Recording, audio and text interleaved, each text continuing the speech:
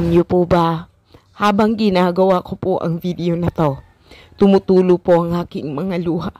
Nang makita ko po si Aling Preda, nakita ko kung gaano kahirap ang buhay na dinanas nila. Ang nanay ko rin po, ganito ang trabaho niya. Minsan madaling araw, 3 a.m., gumigising na po siya para maghanap buhay. Para meron kaming makain noong mga panahon na walang-wala pa talaga kami.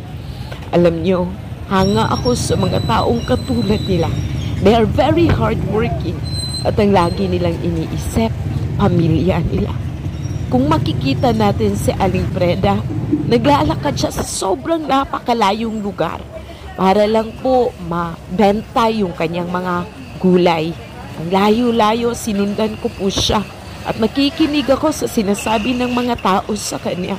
Alam niyo kung ano ang mahirap kapag nagtitinda ng ganito? Wala kang lisensya para sa tindahan, kaya tuhulihin kanila at ang pinakamasakit, hindi mo talaga ibibigay ang paninda mo kasi alam mo na may pamilya ka na naghihintay sa'yo.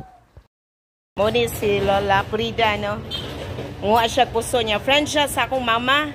That's why ako siyang givideoan today para makita po sa akong mama, no, nga I care about all of her friends. And then, before, we are here kasi dito kami nagtitinda and nakikita po natin ang lugar na to, guys. Dito kami nagtitinda. Ito yung Tiangge na kung saan lagi kaming nagtitinda dito from the farm.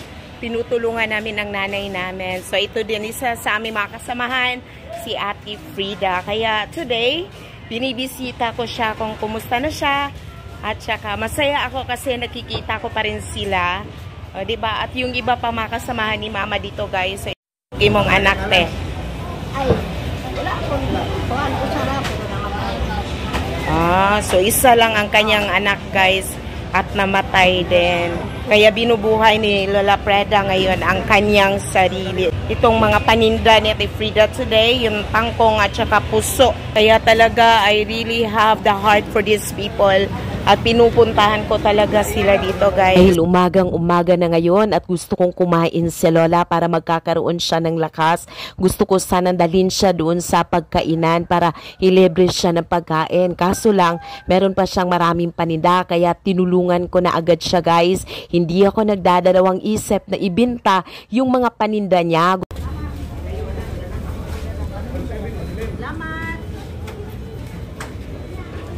Salamat din kami sa Diyos sa mga blessing na pinagkaloob niya. God used us to be a blessing to the people around us. I praise the Lord kung kaya't sa umagang ito, sobrang saya ni Lola Preda kasi nakakain niya ang mga masasarap na pagkain. Simpleng mga pagkain pero para sa kanila or para sa amin, ang sarap-sarap na. Guys, maraming salamat sa inyong panunood sa umagang ito.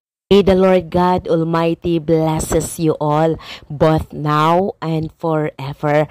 Maraming salamat po sa aking amiga. Ay ko po ito para sa iyo, Lola Preda, at sa lahat po ng mga lola out there. Gusto ko lang po sabihin sa inyo na biyaya po kayo para sa amin. Salamat po sa Panginoon kasi po, siya po ang nagbibigay sa inyo ng kalakasan. Sana po iwas stress po kayo at alagaan nyo po ang inyong mga sarili. God bless po.